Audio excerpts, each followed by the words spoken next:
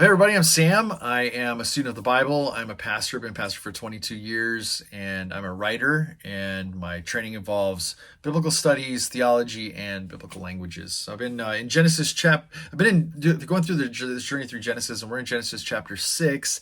But before we get all the way through Genesis chapter 6, I want to go back and I want to talk about a question that comes up every time we talk about Genesis, and that is the question of, is the snake or the serpent in Genesis chapter 3, is that Satan or the devil? And that's a very popular Christian thought. And that's something that comes up. And when I went through my two videos, Genesis 3, the lie, and Genesis chapter 3, the curse, I asked us to say, hey, let's not do that. Let's not read the devil or Satan back into this text. Let's just look at this for what it is and say this is a serpent and just kind of call it that. But the Christian tradition is that this serpent is actually Satan or the devil.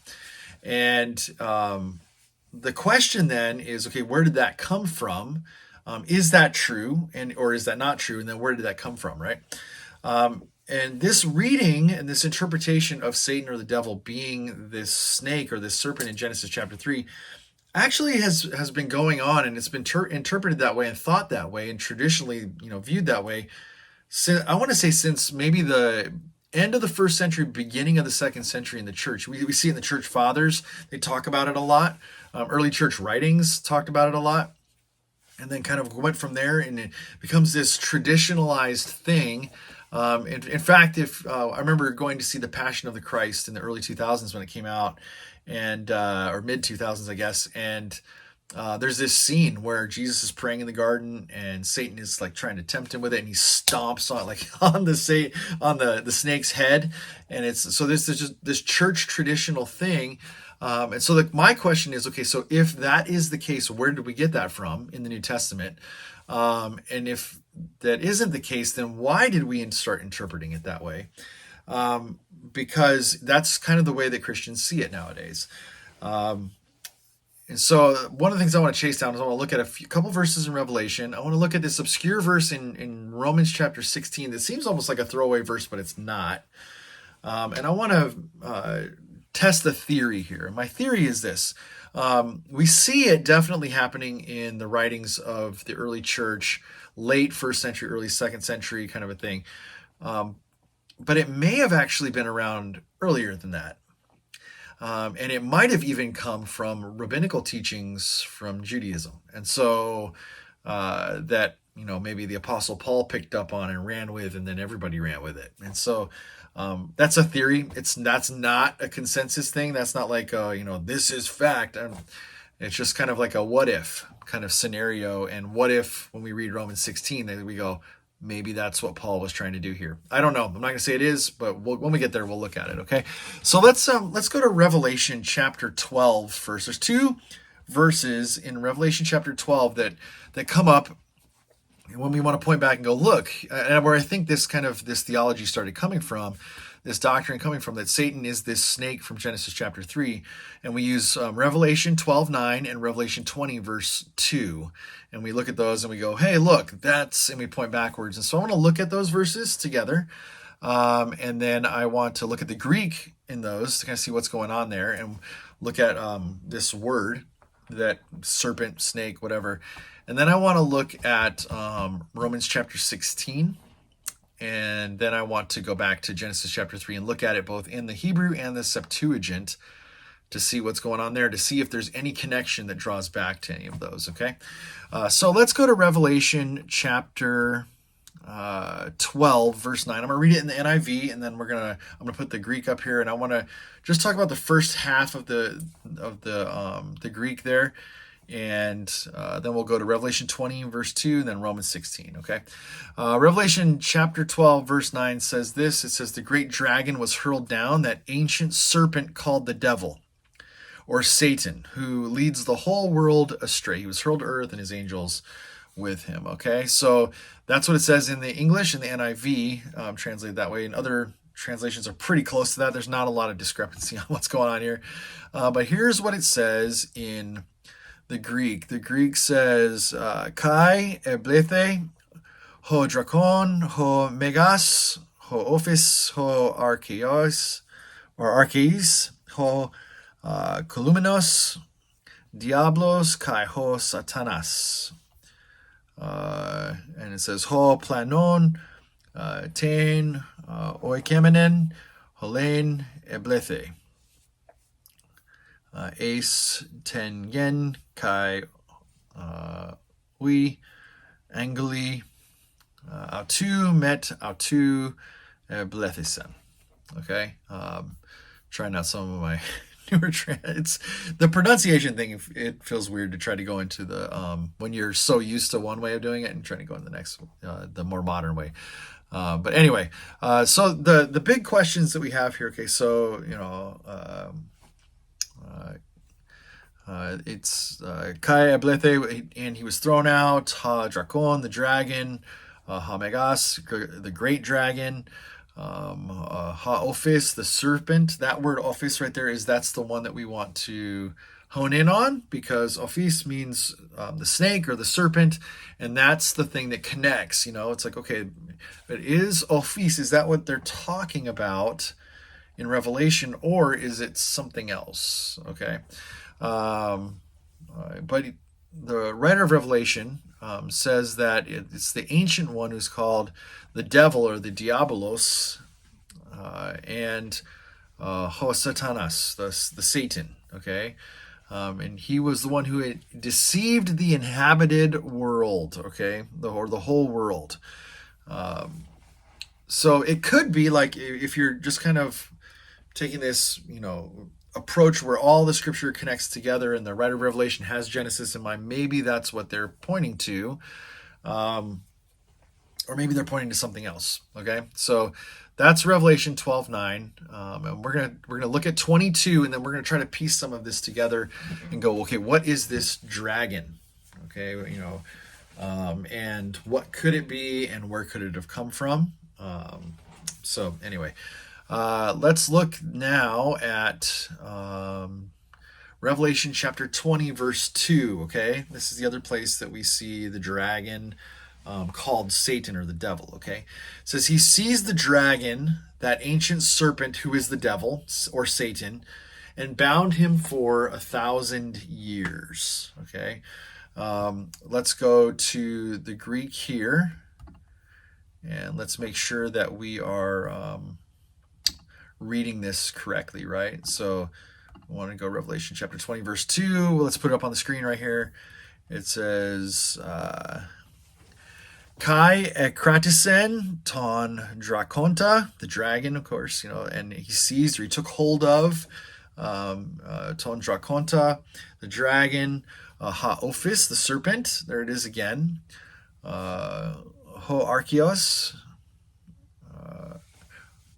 Archeos, hos estin, diabolos, kai ho satanas, the devil, who is the devil, and Satan, the Satan, and so that's the phrase we really want to look at there. Okay, so there it is again. It's called him the serpent, the devil, Satan, this ophis. Okay, that just means snake. It means, but it's also like he's equating these things together. Okay, so. What's he talking about here? Well, if you look back in Revelation, where he brings up the dragon has like multi-amount of heads and all this kind of stuff.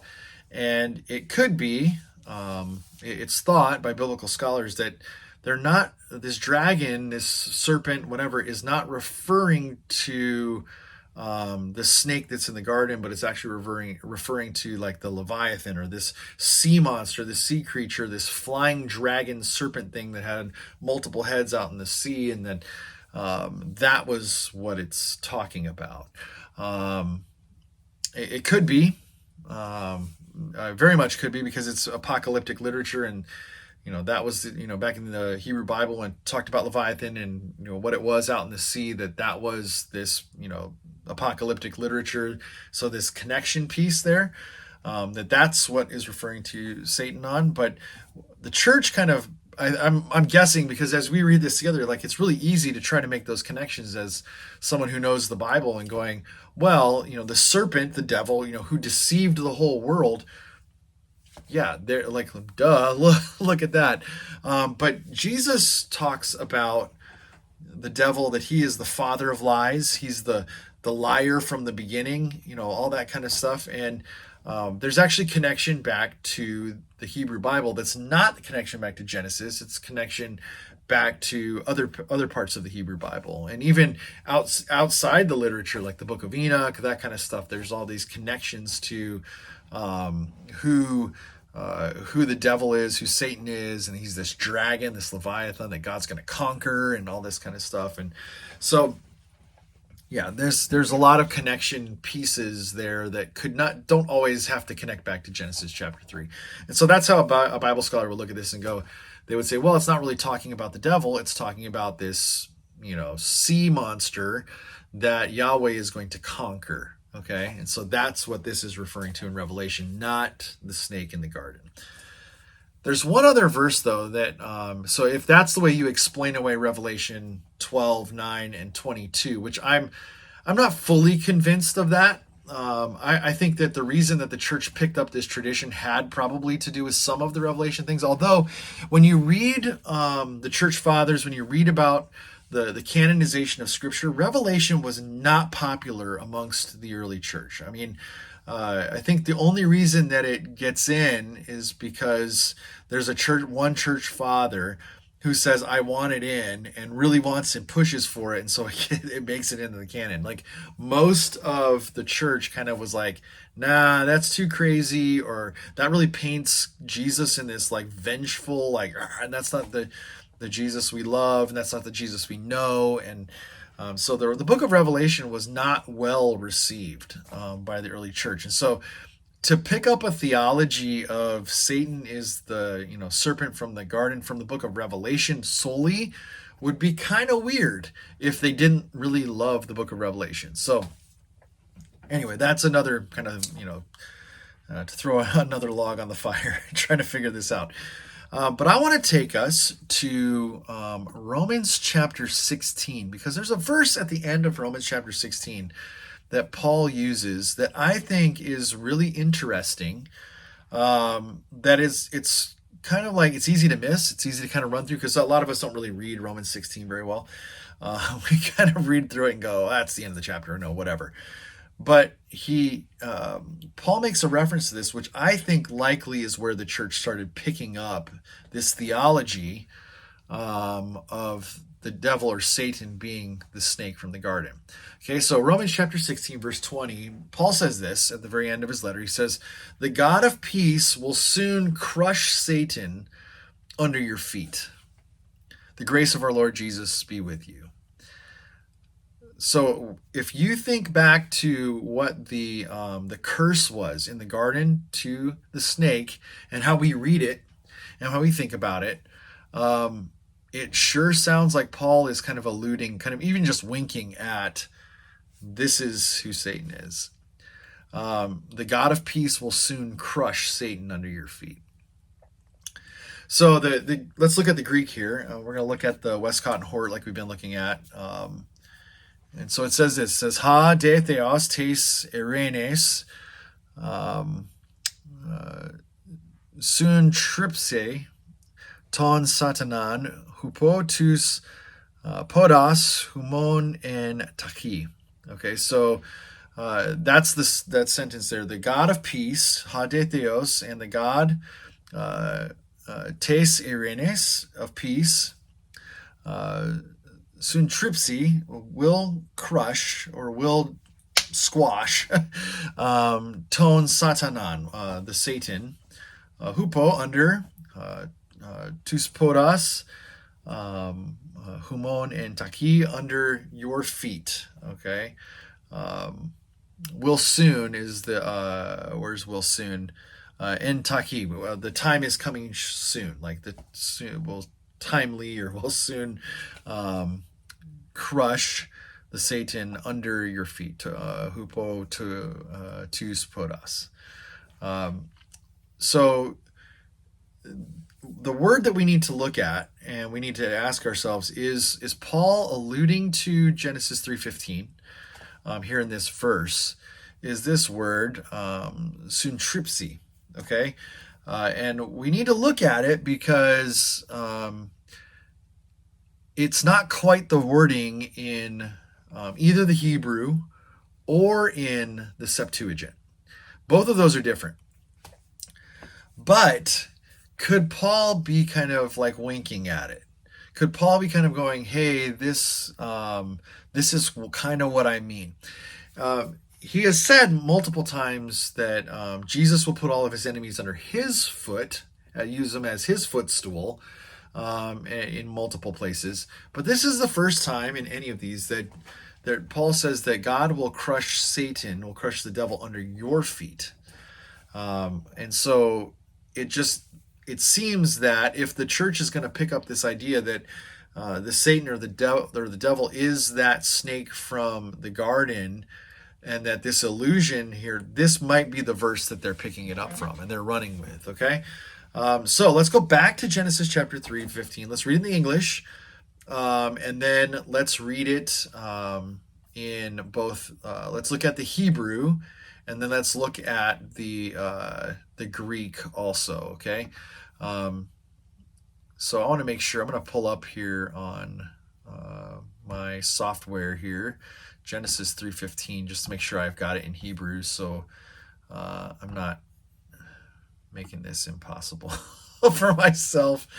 All right, Genesis chapter 3 and verse 15 in the Hebrew. There we go. All right, let's read in English, and then we from the NIV, because the NIV I think, in my opinion, the NIV wants to connect these two together. And the translators of the NIV try to connect these together. But in Hebrew, it might be a little different. And in Greek, for sure, it's going to be different. Okay, so let's take a look. It says this, Genesis 3:15 NIV, "And I will put enmity between you and the woman, and between your offspring and hers. He will crush your head." The offspring of the woman will crush your head, and you will strike his heel. Now, there's a footnote in the NIV right there in verse 15 where it says crush, okay? He will crush your head, and that footnote says strike. Okay, so that is important to know. It's the same wording. We're going to see this, or a form of the same kind of wording between what the offspring of the woman will do and what the offspring of the snake will do. Okay, now here's the other side of this. Like, this is also a kind of a explaining as to why we're afraid of snakes and why snakes run away from us and why they get upset at us, because that's what we do. We step on their heads, they bite our heels, like kind of a deal. But in the Hebrew, we've gone through this. If you go back and look through the curse, I read through it in Hebrew, but let's do it again. Put the Hebrew up here, and we'll see what this looks like. Okay, so the Hebrew starts right here. We're going to skip over the entire front half of the verse, and we're just going to look at this little section here. So I'm going to cut that down. There you go.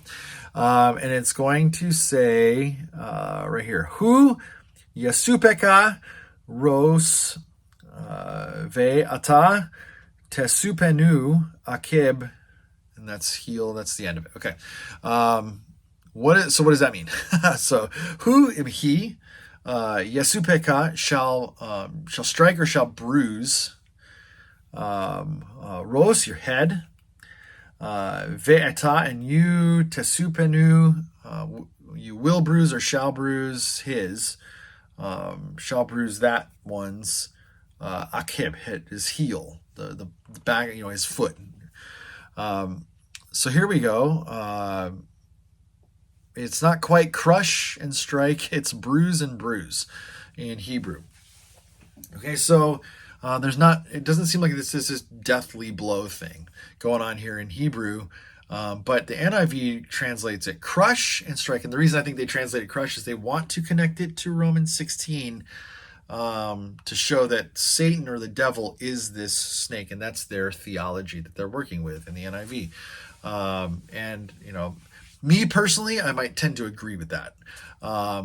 Just reading Genesis, I'd love to just handle it as this is the snake, the serpent kind of thing. But as you get further on in the New Testament, you start interpreting it.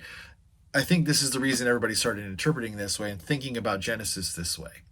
Okay. Now our Jewish brothers and sisters would not do that at all, unless this thought process that Paul draws from in Romans 16, if this is really what he was thinking through, what if that began to be one of the strands of rabbinical thought?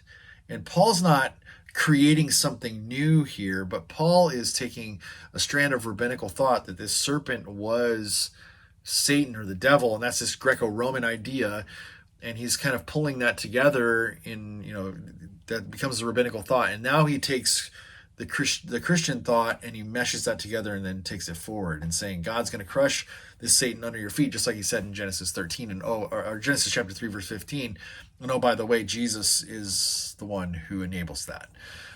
So it could be. I'm not saying it is. I'm just putting that theory out that, like, what if kind of deal. Maybe that's why they ran with it and the church ran with it.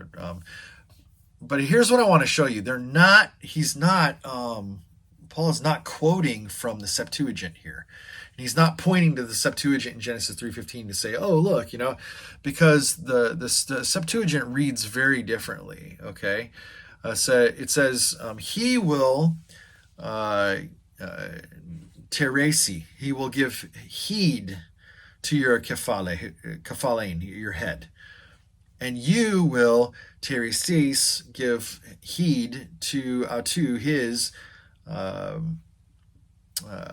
what is it? Ternon, his heel.